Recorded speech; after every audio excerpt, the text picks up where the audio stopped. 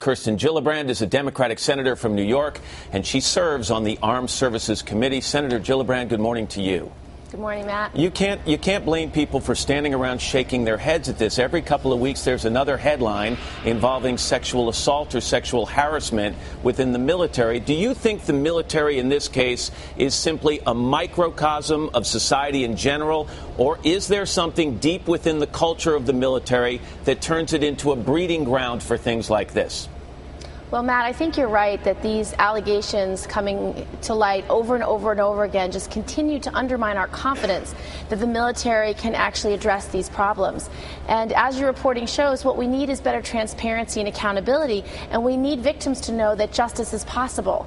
And that's why so many of us on a bipartisan basis are advocating that when a victim is assaulted or raped, that she should be able to report those crimes directly to a military prosecutor and not have to tell her boss. I understand to that, the chain of command. But that's dealing with something after it happens. What is happening in the culture of the military that causes it to happen in the first place? Well, I think when you have these cases occurring over and over again and there's no response and there's no accountability for these kinds of rapes and crimes, it allows the culture to continue. And that's why we think we need dramatic change. I believe that these kinds of cases are serious crimes and they have to be treated like other serious crimes, and that means elevating them out of the chain of command. You are a mom. I think you have boys. But if you had a teenage girl and she were to come to you and say, Mom, I'm thinking of joining a certain branch of the military, would you have severe second thoughts about that?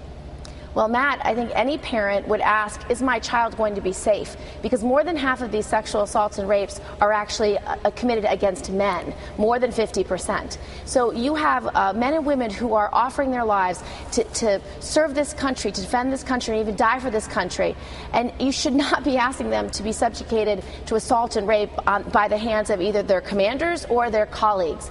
And that's what this is about. It's about making sure that men and women who sacrifice so much are treated with respect and are actually protected. And this most recent case at West Point, this was someone who was supposed to be looking after these young cadets, not subjugating them to this kind of treatment. Senator, before I let you go, real quickly, your reaction to Anthony Weiner announcing that he's running for mayor of New York. He's a former colleague of yours from Congress. Is he the guy who should be qualified to run the largest city in the country? Well, we have a lot of great candidates in that race, and I'm staying out of the primary. But I expect the voters of New York to make that decision about what's best for them. All right, I'll let that be the answer on that one. Senator, thank you very much. Thanks for your time this morning.